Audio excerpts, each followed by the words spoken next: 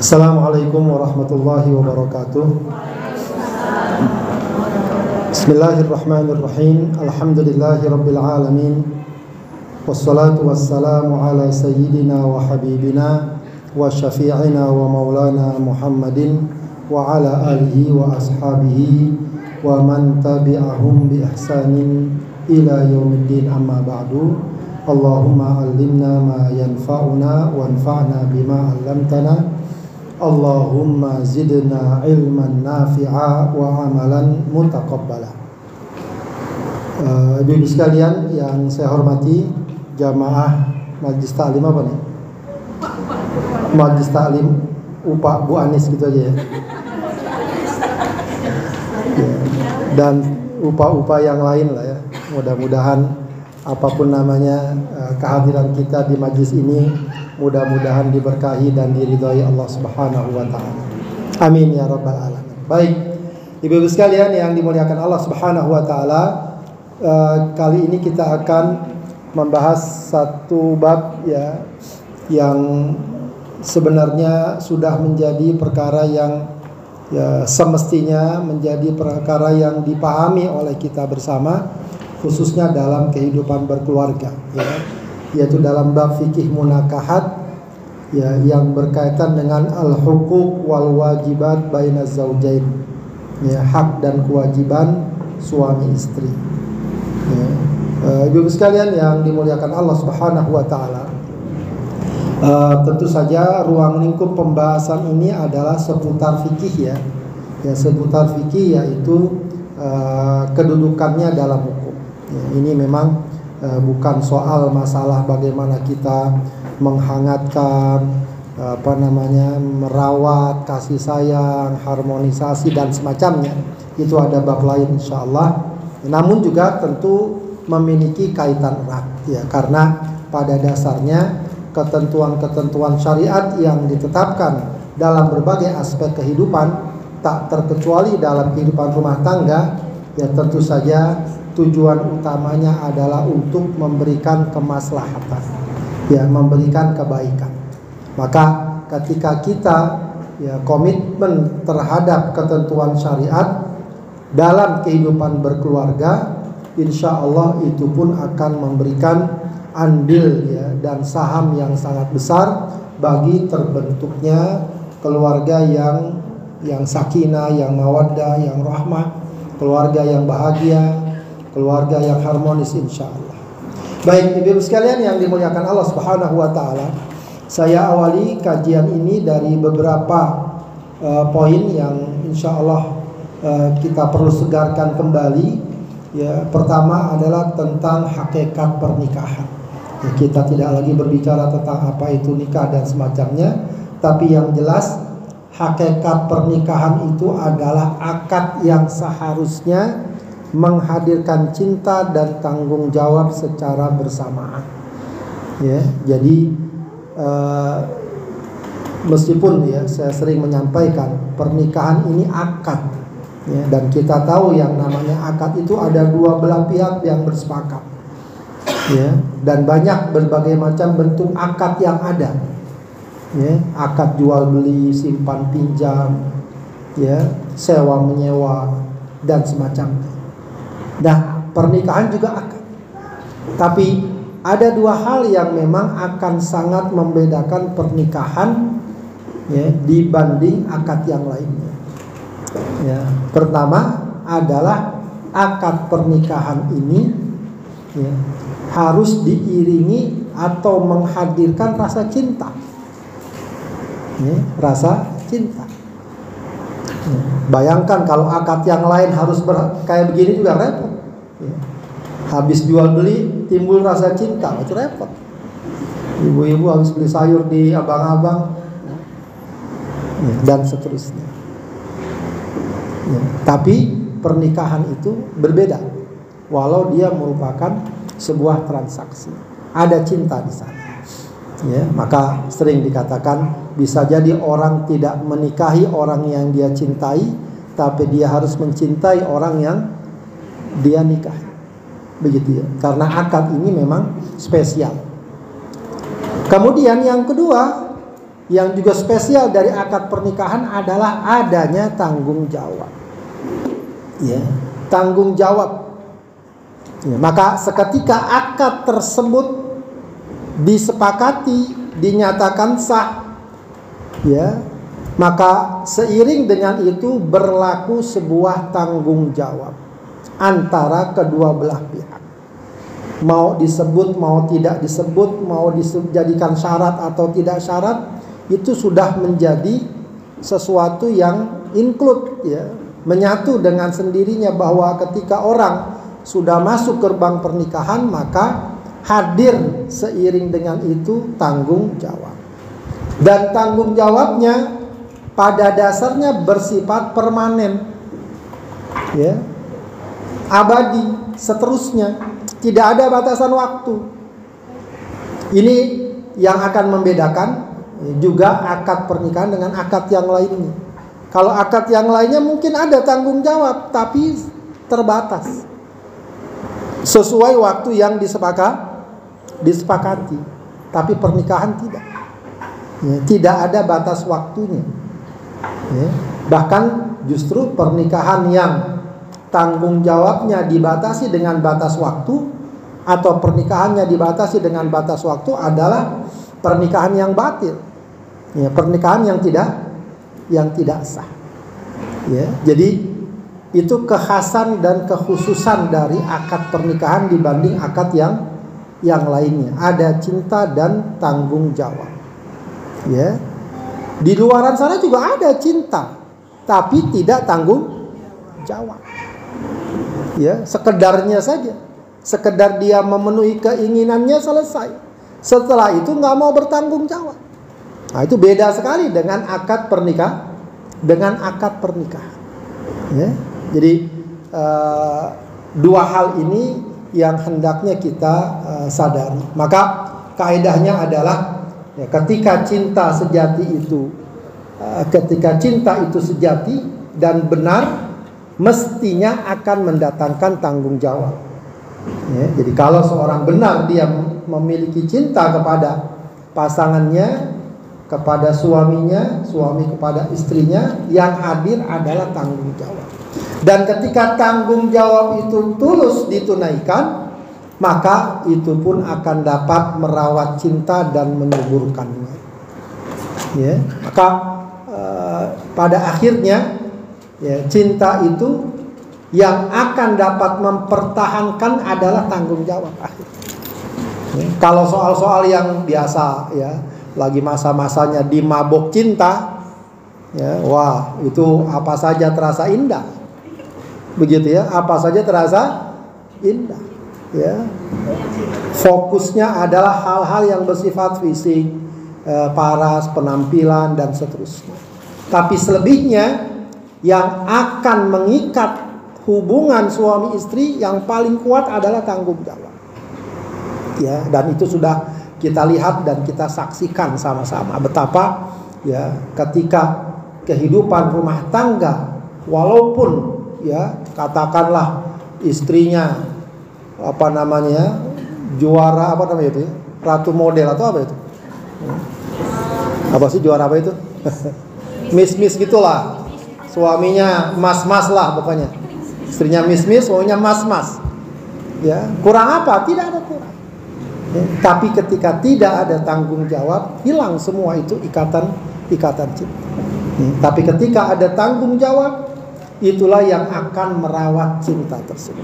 Ya, maka dari sinilah kemudian perkara atau tema ini menjadi sangat signifikan, yaitu ketika kita membahas hak dan kewajiban suami istri. Karena ini berkaitan dengan tanggung jawab, ya. Karena hakikat berkeluarga juga adalah tadi cinta dan tanggung jawab. Bukan cuma cinta saja, bukan cuma tanggung jawab saja. Baik, Ibu sekalian, sebelum kita juga berbicara jauh tentang masalah hak kewajiban suami istri, ada beberapa poin yang layak untuk kita pahami, ya. Pertama, sebagai orang yang beriman, hendaknya kita melihat rambu-rambu ini, kita melihat kewajiban ini sebagai sebuah konsekuensi keimanan, ya. Sebagai konsekuensi keimanan, ya. bahwa ini memang sudah ketetapan syariat, aturan syariat. Ya, jadi jangan kita lihat dalam perspektif bias gender. Oh, dia laki begitu enak, oh dia perempuan enak. Tidak. Ya, yang menetapkan ini adalah Allah Subhanahu wa taala, dan kita yakini bahwa Allah Subhanahu wa taala Maha tahu, Maha mengerti mana yang maslahat, mana yang baik bagi kita. Yang ketika kita laksanakan bukan hanya perkaranya terkait dengan kehidupan keluarga, tapi perkaranya terkait dengan implementasi komitmen keimanan kita. Saya mukmin, saya mukminah, ini sudah merupakan ketetapan Allah. Sami'na wa ata'na, kita jalani dengan tulus. Insya Allah Allah akan berikan kebaikan. Tapi kalau terlalu dilihat dengan bias gender, apalagi kalau sudah masuk teori feminisme dan lain sebagainya, bahwa wanita nggak boleh tunduk sama laki-laki dan seterusnya, ya. Nah, itu biasanya akan muncul perasaan, kalau begitu kita dibohongin, kita diakalin dan seterusnya. Nah, itu yang akan akhirnya mengurangi, ya, paling tidak ketulusan, mengurangi semangat untuk menghadirkan tanggung jawab tadi sesuai dalam nilai dan ajaran Islam. Namun demikian, tentu saja kalau nanti di sana ada hak, jangan dianggap sebagai lambang kemuliaan, ya, apalagi sebagai alasan untuk eksploitasi. Nah, ini yang juga berat memang. Allah berikan hak, tapi bukan berarti itu kita berarti hebat, kita mulia, lalu apalagi kemudian dijadikan sebagai sarana eksploitasi, ya, sehingga pasangan menjadi tersiksa, menjadi apa dan seterusnya. Benar-benar digunakan untuk sementara sesuai keinginan dan harapan. Ya, kadang-kadang dia putar balikan atau dia gunakan apakah ayat, apakah hadis, tapi untuk hal-hal yang tidak bertanggung jawab juga. Ya, mungkin yang sering terjadi misalnya suami memperlakukan istrinya sedemikian rupa dengan alasan saya suami, ya, saya pemimpin keluarga, ada ayatnya, ada hadisnya, ya, sementara dia mungkin tidak mempertimbangkan berbagai aspek lain yang harus dia lakukan, ya. Begitu juga kebalikannya, ketika ada kewajiban jangan dilihat sebagai lambang kerendahan. Oh, kita rendah, oh kita punya harga diri dan seterusnya, ya, kita tertindas, tidak, ya, apalagi dianggap sebagai penindasan. Nah, kita kembali kepada poin pertama tadi, hendaknya dilihat dengan perspektif keimanan, namun juga tentu proporsional, ya, proporsional, tidak menjadikannya sebagai, ya, alat eksploitasi. Kemudian hak dan kewajiban suami istri juga pendekatannya berbeda dengan hak kewajiban dalam berbagai transaksi lainnya. Ya, memang ada hak kewajiban, tapi jangan lantas, ya, disamain aja seperti hak kewajiban dalam kehidupan perusahaan segala macam. Ya, kalau dalam perusahaan ada hak kewajiban, perusahaan punya hak misalnya kalau melihat ketika karyawannya sudah tidak produktif, wah ini singkirin nih, ini harus besok diganti sama yang baru. Repot kalau dalam keluarga kayak gitu dipakai. Ini udah nggak produktif nih, cari yang baru. Nah, itu repot. Nggak bisa dipakai standar seperti itu dalam kehidupan berkeluarga, ya, tidak bisa, ya, karena ya tadi memang akad pernikahan walau dinamakan akad, ada kesepakatan, ada transaksi, ya, tapi pendekatannya bukan seperti itu, ya, bukan seperti pendekatan atasan bawahan, owner dengan pekerja, bukan seperti itu, ya. Tapi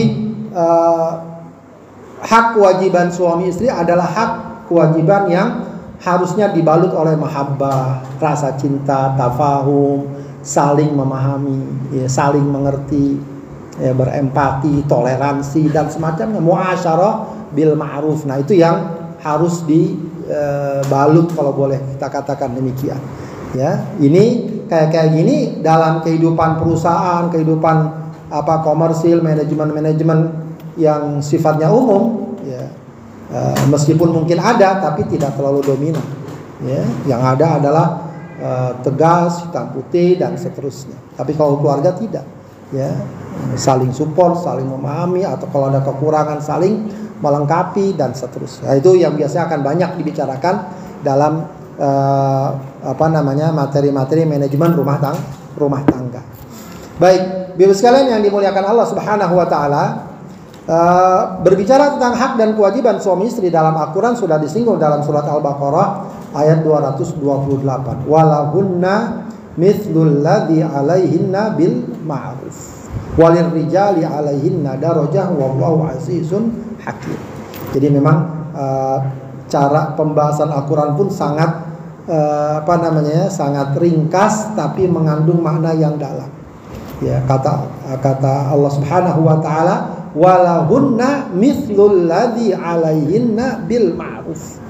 Ya, ini saja sebenarnya, ini aja substansinya atau mahallul syahidnya, ya. Walahunna, dan bagi mereka para wanita, para istri maksudnya. Bagi mereka tuh maksudnya hak mereka. Mereka punya hak. Berarti kalau istri punya hak, itu menjadi kewajiban siapa?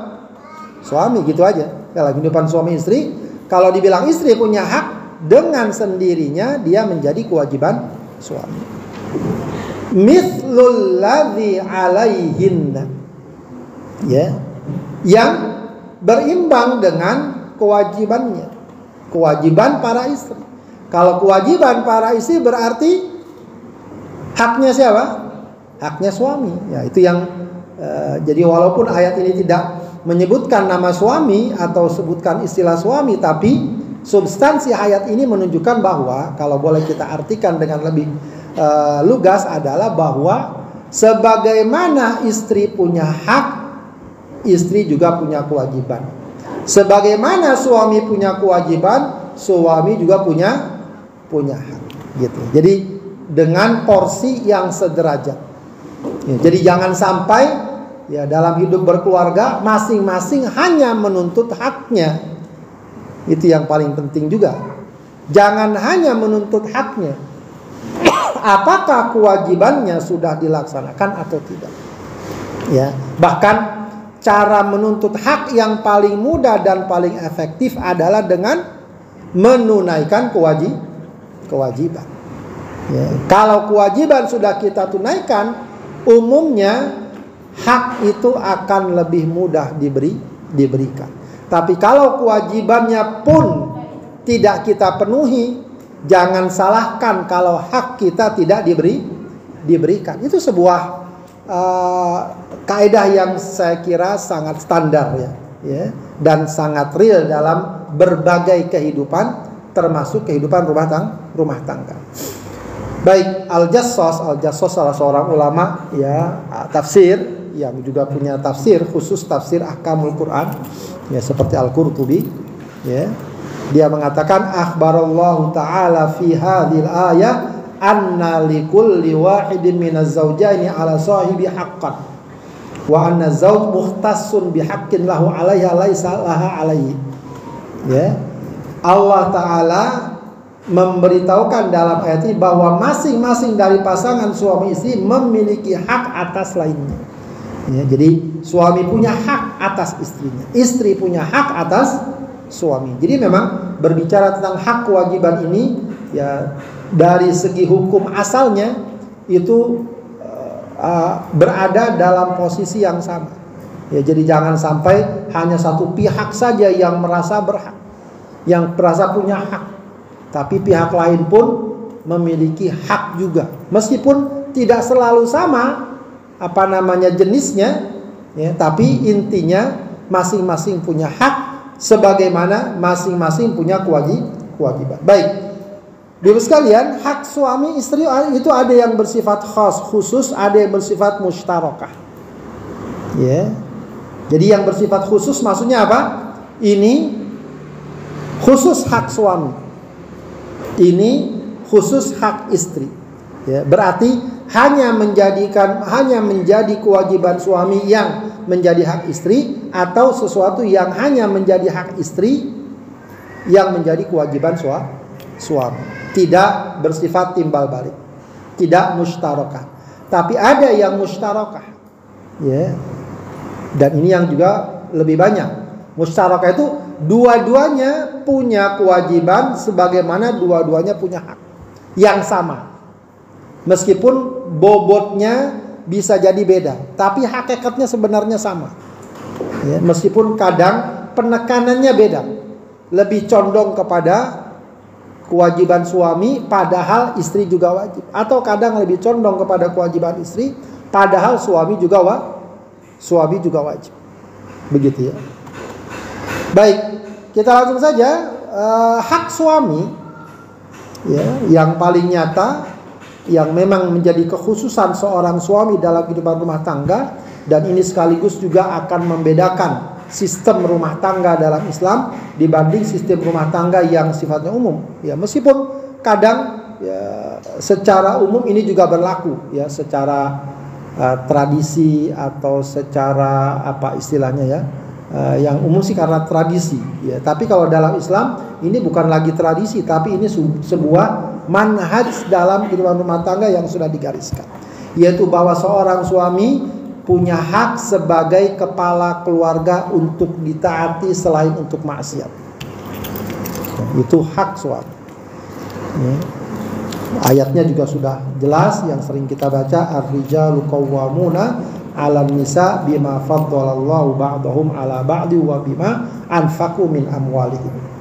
Ya, dalam tafsir Ibnu Katsir menukil atau mengutip pendapat Ibnu Abbas ketika menjelaskan ar-rijalu qawwamuna 'alan nisa, yakni umara'un 'alaiha.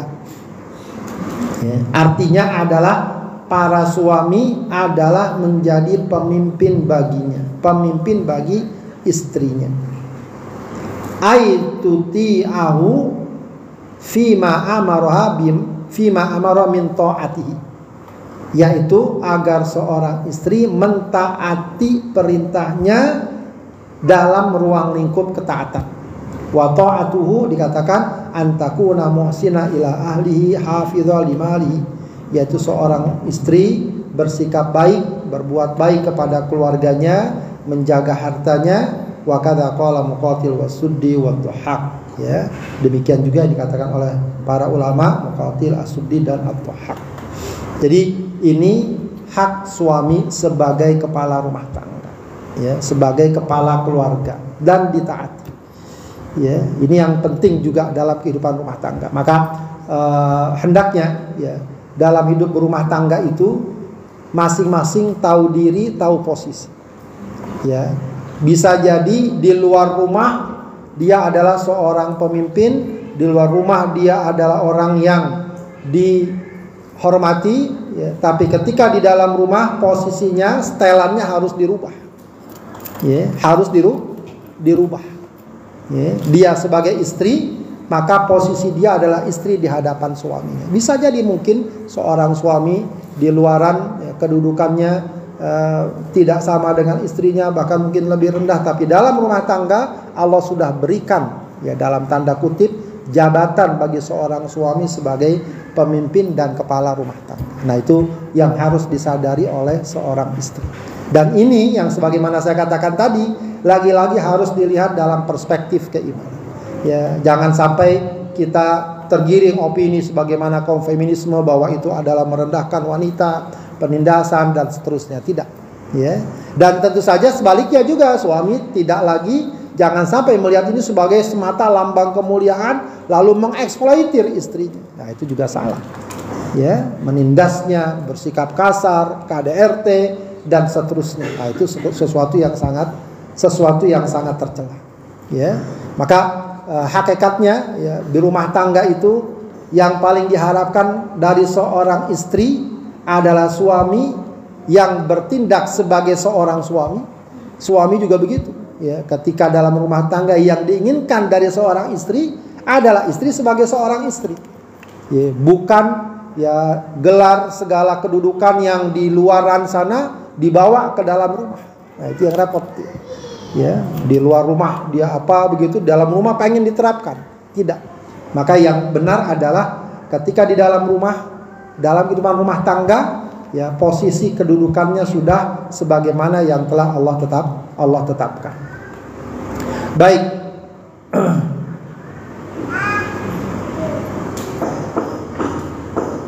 Perkara ini juga diperkuat lagi dengan ayat berikutnya, surat An-Nisa ayat 34, fasolihatu qanitatun hafidhatul ghaib bima hafizallah. Maka seorang wanita yang soleh dia punya sifat qanitat, ya. Khusus perkara qanitat di sini. Ya. At-Tabari dalam tafsirnya menukil riwayat dari Qatadah tentang makna qanitat dalam ayat di atas. Apa qanitat maknanya? Muti'atun lillahi wa li azwajihinna. Wanita-wanita yang taat kepada Allah dan suaminya. Jadi memang ini perkara yang menjadi kekhususan dalam rumah tangga Islam. Ya, jadi ada kekhususan bagaimana seorang istri diperintahkan untuk taat kepada suami. Kemudian juga dikuatkan dalam hadis Rasulullah, idza shallatil mar'atu khamsaha, jika seorang wanita salat 5 waktu, wa shamat syahraha, dan puasa pada bulan Ramadan, wa hassanat farjaha, menjaga kehormatannya, wa ta'at zaujaha, dan dia patuhi suaminya.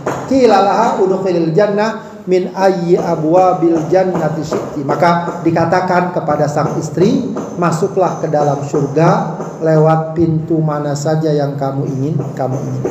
Ya, jadi ini hak suami yang harus diberikan kepada istri secara khusus. Baik, yang kedua,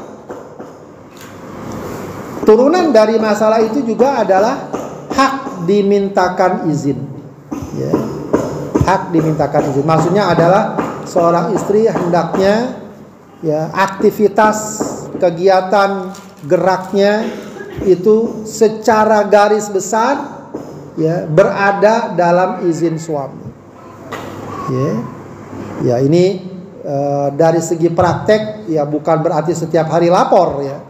Paling tidak dia sudah menangkap bahwa suami tidak menghalanginya, tidak tidak mencegahnya, ya, tidak membolehkannya, tidak melarangnya, ya, secara umum. Sebab izin itu ada yang sifatnya verbal, ada yang sifatnya non verbal, ya.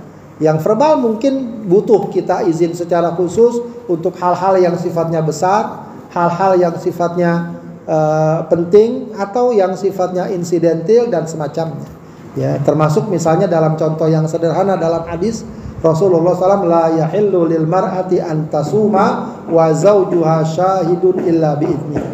Ya, tidak dihalalkan bagi seorang wanita berpuasa padahal ada suaminya kecuali atas izinnya.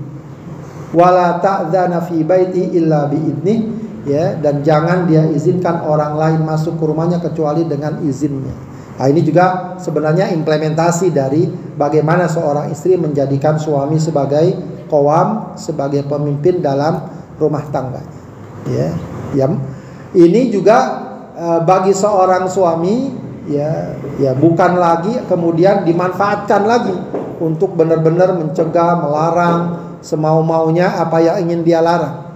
Ya, tapi hendaknya digunakan secara proporsional. Setidaknya untuk perkara-perkara mendasar, untuk hal-hal tertentu, ya suami paling tidak perlu tahu, perlu mengerti, ya perlu mengizinkan. Bisa jadi pada hal tertentu suami butuh untuk mengambil tindakan bahwa ini tidak boleh, bahwa ini tidak saya izinkan. Ya, bisa jadi hal tersebut dibutuhkan untuk ditetapkan dan diputuskan, ya, agar menjadi sikap yang dapat diambil dalam kehidupan rumah tangga. Ya, sebab pada dasarnya seorang istri ketika sudah menikah dia berada di bawah perwalian suaminya. Maka perizinan itu menjadi sesuatu yang linier, ya, konsekuensi logis dari tanggung jawab seorang suami sebagai wali atas istrinya. Ya, dalam hadis riwayat Abu Daud juga Rasulullah perjelas, la tunfikul mar'atu syai'an min baitiha illa bi'izni zaujiha. Ya, janganlah seorang wanita membelanjakan sesuatu dari rumahnya kecuali atas izin suaminya. Faqila ya Rasulullah. Ya, lalu dia mengatakan, wahai Rasulullah, wala ta'am, termasuk kita pengen beli makanan. Qala dzaka afdalu amwalina, itu adalah harta terbaik kita. Ya, termasuk makanan. Ya. Nah, lagi-lagi kita katakan tentu masalah izin seperti bukan seperti kita kayak Pak Satpam tiap hari harus lapor, ya tidak, ya. Tapi setidaknya kita bisa mengetahui suami sudah memberikan izin, memberikan kemudahan, keringanan, ya. Ya, tapi ketika ada misalnya jangan beli ini, jangan ke sana, ya itu harus menjadi perhatian ya dan menjadi pegangan bagi seorang istri. Meskipun ya ini juga kadang tidak mutlak ya. Oh kalau gitu kita mau nyumbang nih sedekah di masjid 10.000, izin dulu gak sama suami? Ya, walaupun itu harta suami. Ya, kata para ulama, kalau pengeluaran yang sifatnya rutin, yang sifatnya biasa atau ringan, tidak mengapa. Ya, walau tidak izin, sekiranya kita pun sudah menangkap bahwa suami akan ridho dan mengizinkan. Sebab ada riwayat lain ya di mana Rasulullah mengatakan seorang istri yang mengeluarkan uang dari rumah suaminya ya, jika tidak menimbulkan kerusakan maka dia dapat pahala juga sebagaimana suaminya dapat pahala juga. Ya, padahal itu harta suaminya misalnya, maka dia dapat pahala sebagaimana suaminya dapat pahala. Baik, bahkan saya lupa saya tentukan di sini ya, bahkan sebagaimana kita ketahui ya, nanti berikutnya. Baik, ada satu tema yang mungkin biasanya cukup hangat dibicarakan ya, apakah istri wajib masak, mencuci dan bersih-bersih rumah? Nah, ini ngeri-ngeri sedap nih kalau saya sampaikan ya. Takutnya pas pulang dari sini pakaian pada nggak dicuci-cuciin ya. Jadi pemberian nafkah sang suami tidak ada hubungannya dengan pekerjaan rumah ya. Jangan diartikan bahwa suami bekerja cari nafkah agar istri nanti harus mencuci, harus masak, itu tidak ada hubungannya. Itu kewajiban suami. Kewajiban suami untuk memberikan nafkah, memberikan kebutuhan dasar dan seterusnya, itu kewajiban suami ya. Jadi pemberian nafkah itu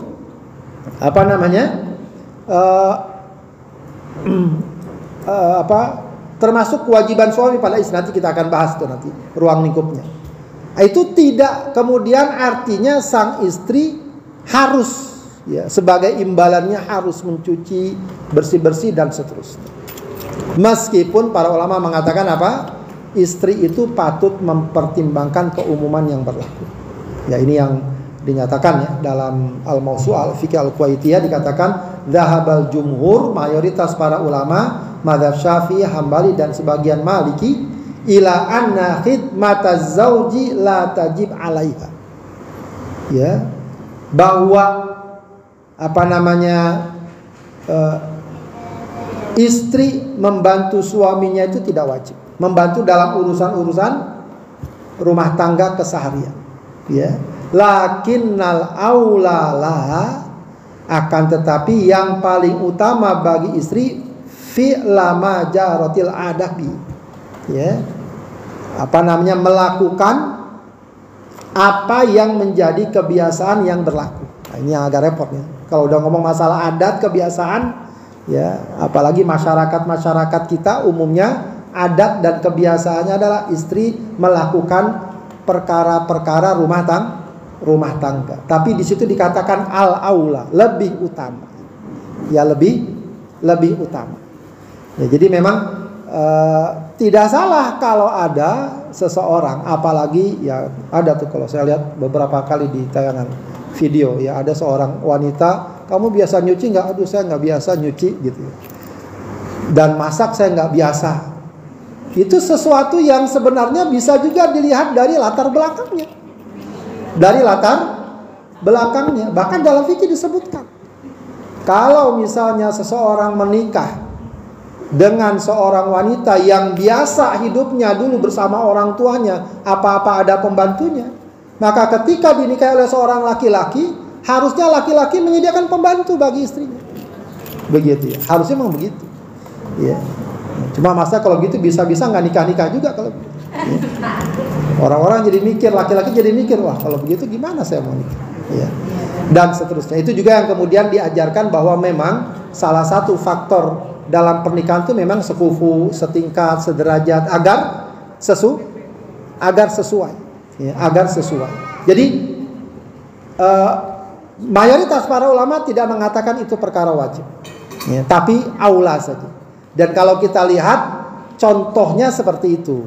Ya, kita lihat bagaimana Rasulullah kepada Aisyah, kepada Khadijah. Aisyah khusus, kadang-kadang Aisyah sering diperintah Rasulullah ambilkan kambing, ambilkan golok, dan seterusnya. Ya, Ali bin Abi Thalib kepada Fatimah, bagaimana Fatimah memasak dan seterusnya. Ya, artinya dalam hal ini kalau masing-masing tahu kedudukannya, maka justru sebenarnya akan semakin ya menguatkan dan merekatkan. Suami ketika tahu istrinya Masya Allah melaksanakan pekerjaan-pekerjaan rumah tangga, padahal sebenarnya itu bukan kewajiban dasarnya, semestinya harus semakin merasa apa? Ya, sayang, semakin merasa dekat, semakin merasa tidak mungkin untuk menyakitinya.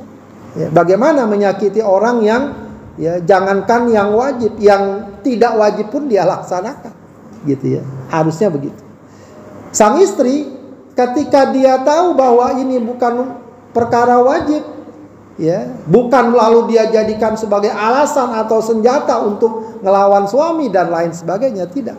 Ya, dia juga akan menjadikan ini sebagai ekspresi cinta, kasih sayang kepada keluarganya. Walaupun ini tidak wajib, tapi dilakukan sebagai, ya katakanlah tanggung jawab istri, atau sebagai rasa sayang terhadap keluarga dan seterusnya. Ya, jadi kalau hal itu masing-masing disadari, justru akan semakin menguatkan hubungan rumah tangga. Itu yang mungkin terkenal dari ucapan Umar bin Khattab radhiyallahu an, ya. Meskipun ini riwayat ya masih dipertanyakan, tapi cukup masyhur, ya, yaitu riwayat ketika ada seorang sahabat yang merasa gerah karena diomelin terus sama istrinya, ya, kemudian dia ingin lapor kepada Umar bin Khattab Amirul Mukminin. Lalu ketika sampai atau dekat rumah Umar bin Khattab, ternyata Umar bin Khattab lagi diomelin sama istrinya, ya. Ya, lalu dia nggak jadi, ya, nggak jadi pengen lapor, dia pulang. Kemudian Umar bin Khattab masih sempat ngelihat kan, lalu dikejar, kenapa kamu balik lagi? Diceritakan masalahnya, ya. Maka dikatakan oleh Umar bin Khattab, ya akhi, mereka sudah melahirkan anak-anak kita, mereka sudah merawat anak kita, mereka sudah masak untuk kita, cucikan kita, ya. Marah-marah sedikit, ya, kalau bahasanya apa? Cerewet-cerewet sedikit, begitu ya. Ya, diterima saja. Ya, jangan sampai perkara seperti itu jadi masalah. Toh mereka sudah melakukan lebih dari apa yang seharusnya mereka lakukan. Ya, jadi kalau kita paham seperti itu, ya mestinya akan semakin meningkatkan kedekatan, ya, antara hubungan suami istri. Baik, itu hak suami. Ya, itu saja sebenarnya yang menjadi hak khusus, ya. Jadi ini hak suami yang bersifat khusus. Baik, kemudian yang berikutnya hak yang bersifat atau hak istri. Hak istri adalah hak mahar, ya, ini dalam banyak kitab-kitab fikih disebut, yaitu hak istri. Ya, jadi kalau istri kepada suami nggak punya kewajiban memberikan mahar, ya, tapi suami kepada istri punya kewajiban memberikan mahar. Itu sudah biasa diumumkan, disebutkan dalam bab pernikahan. Jadi mahar itu bukan rukun nikah, bukan, tapi kewajiban suami kepada istri, bisa diberikan setelah akad pernikahan, ya. Baik, hak nafkah. Nah, ini yang memang biasanya sangat menjadi kekhususan juga dalam rumah tangga Islam, ya. Jadi bahwa hak nafkah itu dibebankan kepada suami, ya. Dan itu ayatnya banyak, ya. Tadi juga termasuk ar-rijalu qawwamuna 'alan nisa bima faddala ba'dhum 'ala ba'din wa bima anfaqu. Dalam surat At-Tolak, askinuhunna min haitsu sakantum min wujdikum, berikan mereka tempat tinggal sebagaimana kalian tinggal, ya, semampu kalian. Wala tudarruhunna, jangan celakakan mereka, jangan sempitkan mereka. Walal mauludi lahu rizquhunna, ya, dan bagi ayahnya itu wajib memberikan mereka rizki atau nafkah, pakaian bil ma'ruf, dengan ma'ruf, ya. Padahal ayat-ayat ini sebenarnya berbicara tentang siapa? Tentang wanita yang ditalak, ya, wanita yang sudah ditalak. Wanita yang sudah ditalak sebelum habis masa iddah tetap harus dipenuhi nafkahnya, ya. Itu yang kadang-kadang kita suka berbeda, gitu. Kalau udah talak udah kayak musuhan. Tidak. sebelum habis masa iddah dia tetap diberikan nafkah, tetap diberikan tempat tinggal. Bahkan nggak boleh keluar semestinya, ya, selagi masih masa iddah. Artinya kata para ulama, yang sudah ditalak saja Allah sangat perhatikan nafkahnya. Apalagi yang tidak ditalak. Ya, jadi dalam syariat Islam itu yang sudah ditalak, walau selama belum habis masa iddah harus dipenuhi nafkahnya. Ya, apalagi yang tidak ditalak. Maka itu menjadi sebuah kewajiban yang sangat jelas. Ya, jangan sampai perkara ini disepelekan. Sebagian orang gampang sekali menyepelekan masalah ini. Ya, walaupun dia sedekah di sana sini banyak, itu semua nggak akan bernilai dan mengalahkan kewajibannya untuk memberikan nafkah. Ya, jangan sampai orang merasa saya sudah sedekah banyak sana sini, ya, tapi yang wajibnya tidak dia keluarkan, itu akan menjadi catatan besar di sisi Allah Subhanahu wa taala. Ya. Standarnya apa nafkah? Kata Rasulullah, antut imaha idza ta'imta. Kamu berikan dia makan apa yang kamu makan, kamu berikan pakaian apa yang kamu pakai, ya, wala tadrib al wajha wala tuqabbi wala tahjur ila fil bait. Baik, ketentuan nafkah, para ulama mengatakan nafkah yang wajib dipenuhi adalah pangan, sandang dan papan. Termasuk biaya kesehatan dan keperluan untuk berhias, ya. Jadi skincare bisa gak nagih tuh sama suami. Meskipun sekarang masa skincare mahal-mahal juga ya. Ya, sewajarnya. Ya.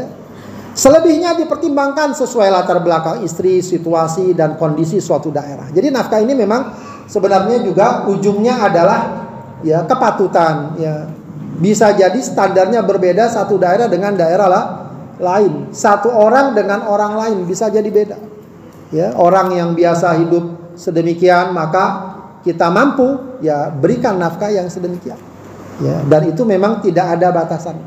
Jangan samakan nafkah orang di negara Teluk dengan di sini, bedakan. Ya, jangan kita samakan. Ya, maksudnya misalnya ya seorang tinggal di sana di Arab, beda nafkah. Ya, pengeluarannya pasti akan beda. Di sini juga akan beda. Disesuaikan. Makanya kaidahnya memang kalau bab ini bil ma'ruf.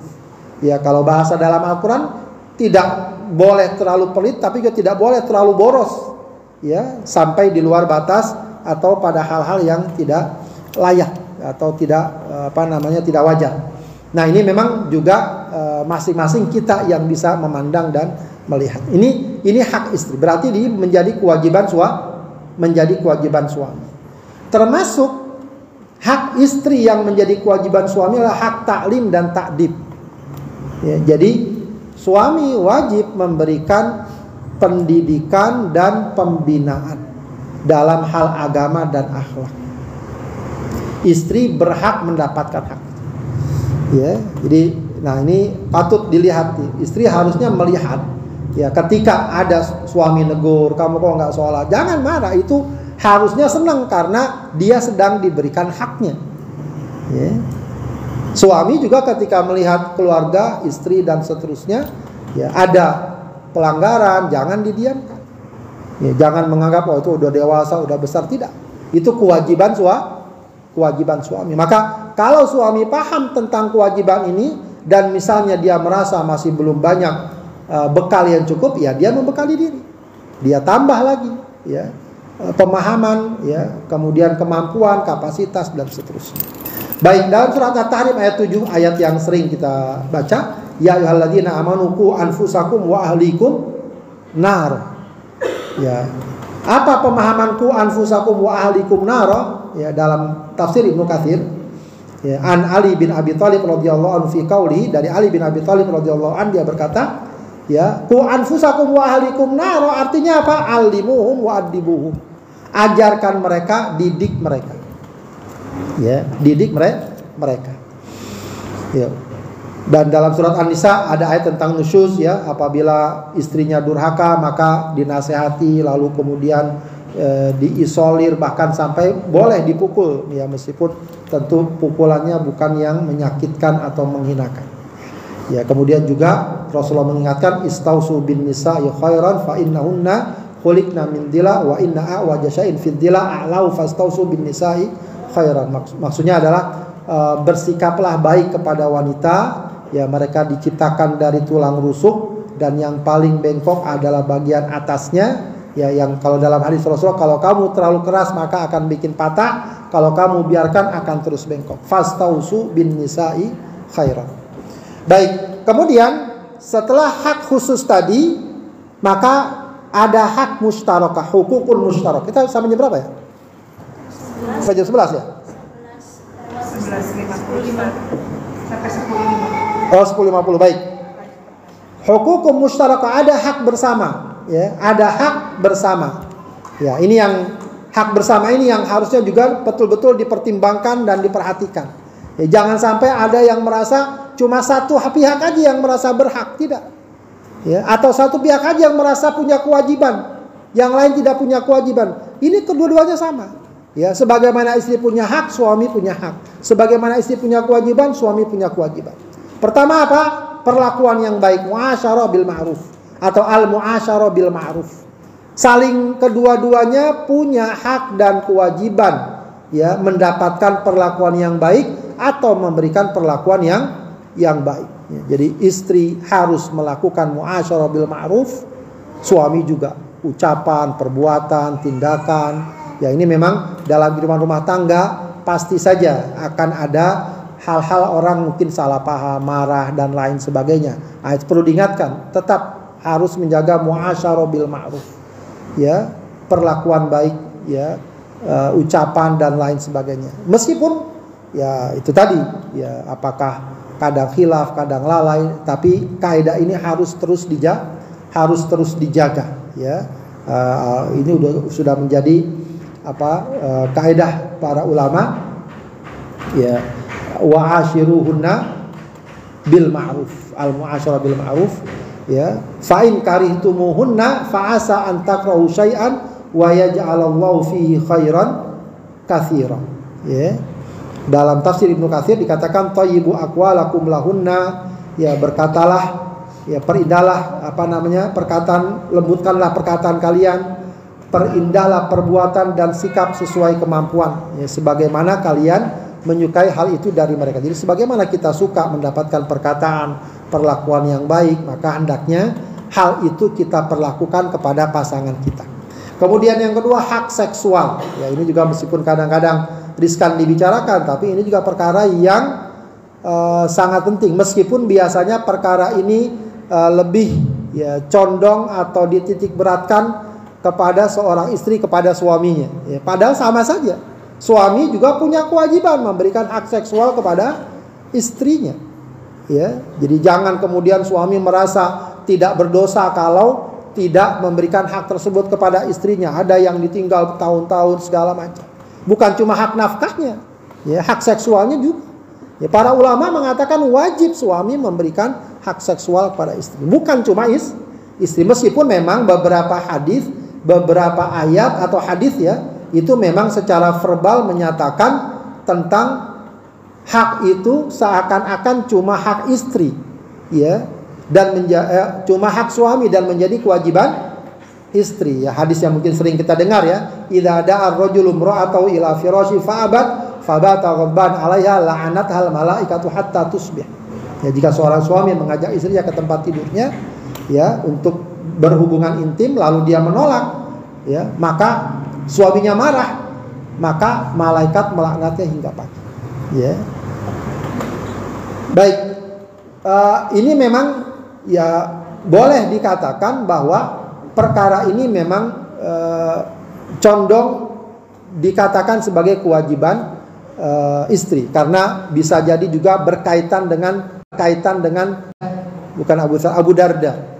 Abu Darda itu dipersaudarakan dengan siapa? Dengan Salman Al-Farisi. Ya, jadi Salman suatu kali main ke rumah Abu Darda, istrinya kelihatan nggak keurus lah kasarnya gitu. Ya, maka kata sang istri, Abu Darda sudah tidak peduli keluarganya. Nah, istrinya udah nggak pernah digauli segala macam. Ya, maka Salman nasihati, ya, Tuhanmu punya hak, istrimu punya hak, dirimu punya hak. Dan itu juga dikuatkan oleh Rasulullah Sallallahu Alaihi Wasallam ketika ada orang yang mau puasa tiap hari, mau qiyamul lail tiap malam, maka dia bilang apa? Kata Rasulullah, matamu punya hak, ya, dirimu punya hak, keluargamu punya hak. Nah, itu artinya isyarat bahwa seorang suami pun harus memenuhi hak seksual istrinya sebagaimana istri harus memenuhi hak seksual suami. Baik. Kemudian hak menjaga kehormatan juga sama.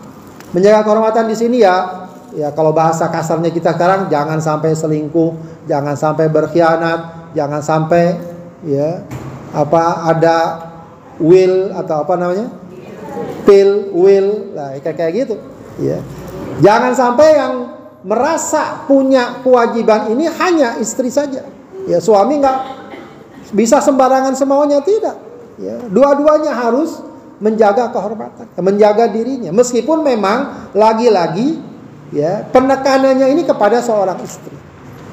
Ya, ayat yang tadi kita baca, fasolihatu qanitatun hafidhatul lil ghaibi, yaitu memang penekanannya kepada seorang istri. Ya, kenapa kok istri sering ditekankan hal seperti ini? Bisa jadi juga karena perkara seperti ini bagi seorang wanita sangat besar aibnya. Ya, bukannya dibenarkan kalau suami misalnya selingkuh. Ya, tapi kalau kata orang laki-laki namanya juga begitu ya. Bahasanya seperti itu kalau dalam masyarakat. Meskipun salah. Tapi kalau yang seperti itu terjadi bagi seorang wanita, itu lebih berat lagi. Ya, dari segi nilai agama, nilai sosial dan seterusnya. Maka ayat-ayat atau hadis-hadis seperti ini bagi seorang wanita muslimah harus dipahami bahwa mereka harusnya adalah orang yang lebih jauh dari perbuatan ini. Ya, jangan sampai merasa ringan melakukan hal tersebut. Ya, jadi kata Allah, fasolihatu qanitatun hafidhatul lil ghaibi bima hafizallah. Ya, seorang wanita yang taat, yang menjaga dirinya, memelihara dirinya ketika suaminya tidak ada. Ay hafidhatul li anfusihinna, menjaga dirinya inda ghaibati azwajihinna fi furujihinna wa amwali, baik terkait kehormatannya maupun hartanya. Ya, jadi ya ini mohon maaf ya kalau kadang ada yang hubungan jarak jauh, apa tuh namanya? LDR. Nah, ini repot tuh kalau itu, harus betul-betul menjaga diri. Ya, menjaga diri. Ya, saya pernah tinggal di Saudi itu sering menghadapi masalah kayak gitu, ya. Orang-orang yang dan gak laki gak perempuan, yang kadang-kadang cuma suaminya aja yang ke Saudi. Waktu itu saya di Saudi, istrinya ditinggal, ya sudah main-main dia. Ada yang cuma istrinya aja, suaminya nggak ikut. Ada juga yang kayak gitu, ya. Ada yang akhirnya balas-balasan. Kenapa saya begini? Suami saya selingkuh, ya saya selingkuh. Gitu. Nah, itu udah nggak benar dua-duanya. Ya, sampai ada anekdot, ya, ada suaminya pulang dari luar, ya, TKI dia, pas sampai rumah dia bilang, Mama, mohon maaf ya, gitu ya. Saya selama di sana, ya begini begitu. Akhirnya saya berhubungan dengan wanita lain. Mohon maaf, saya nggak ulangi lagi. Istrinya bilang, sama nggak usah mohon maaf, sama saya juga begitu. Sama-sama juga. Ya.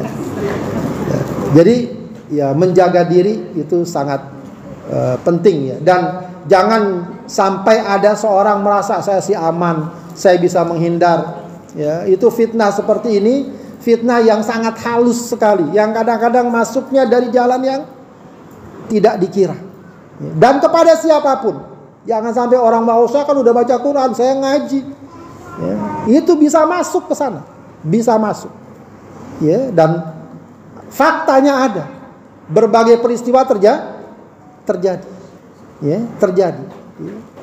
Kadang di tempat-tempat yang mungkin orang tidak perkirakan. Maka jangan orang merasa bahwa perkara seperti ini ya, makanya dalam Islam itu dijaga betul, tidak ada khalwat, tidak ada komunikasi yang tidak penting, ya, dan seterusnya. Ya. Dihindari sedapat mungkin. Dan itu hak.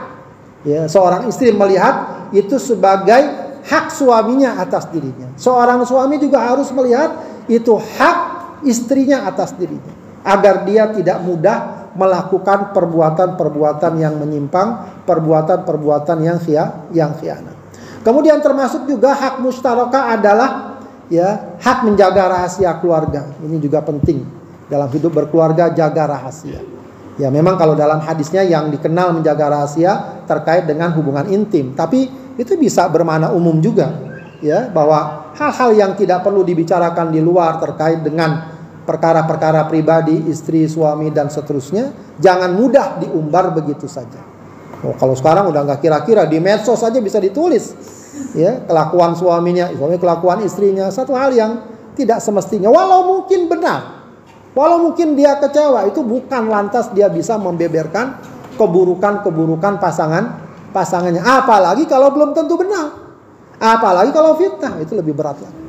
Ya, jadi jangan gampang seorang atau dalam hidup rumah tangga menjelaskan atau membeberkan, ya, perkara-perkara yang sangat internal dalam hidup rumah tangga. Kalaupun memang dituntut untuk menyampaikan hal tersebut, maka harus benar-benar selektif, tujuannya jelas, ya, kepada siapa jelas, ya, agar beritanya tidak kemana-mana, ya. Jangan sampai, ya, perkara rumah tangga jadi konsumsi umum, konsumsi publik, sangat tidak layak, ya.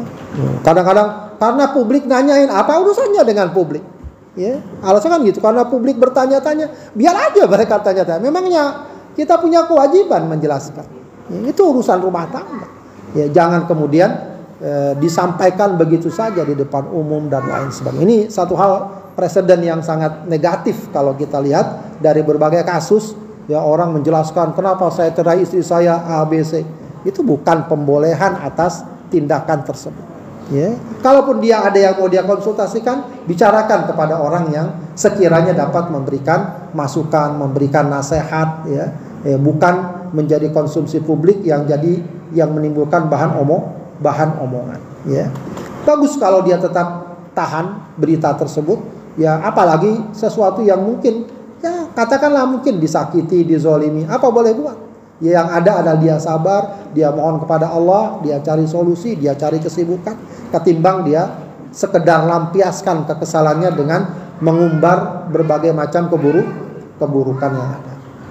Ya, dan kemudian yang terakhir, hak mustaraka adalah saling menasehati. Ya, jadi kalau tadi membina, mengajarkan, kalau ini menasehati, ya, mengajak kepada kebaikan. Jadi suami tentu saja, ya, sebagai seorang qawam, tapi bukan tidak ada halangan istri pun menasehati suami. Ya, itu juga satu hal yang bagus, ya. Itu hak dan kewajiban. Ya, kalau kita punya kewajiban memberikan nasihat pada siapa yang sekiranya dekat dengan kita, apalagi pada pasangan kita. Ya, kadang bisa jadi ada posisi di mana suami butuh nasihat. Jangankan kita, Rasulullah pernah dinasehati oleh siapa? Ummu Salamah. Ya, ketika kasus atau peristiwa Hudaybiyah, para sahabat disuruh motong kambing, nggak pada mau. Masuk dia ke tenda menemui Ummu Salamah. Kata Ummu Salamah, ya Rasul, nggak usah bicara, kamu sembelih aja seekor kambing di hadapan mereka, nanti juga mereka ikut. Ya, nasihat bisa jadi artinya masukan. Ya, ya. Kadang bisa jadi itu efektif. Maka yang paling bagus memang kehidupan suami istri, kehidupan yang saling membuka, nasihat, masukan, ya, tidak juga harus selalu bisa diterima, tapi setidaknya satu sama lain saling peduli dan saling berbagi. Dan bisa jadi masing-masing membutuhkan masukan dari pasangannya. Baik, Ibu sekalian yang dimuliakan Allah Subhanahu wa taala, demikian apa yang dapat sampaikan, ya. Materi saya kira udah dibagi, ya. Materinya sudah ada, ya, tinggal nanti dilihat. Itu saja barangkali yang dapat saya sampaikan, mudah-mudahan bermanfaat. Kalau ada yang mau ditanyakan silakan.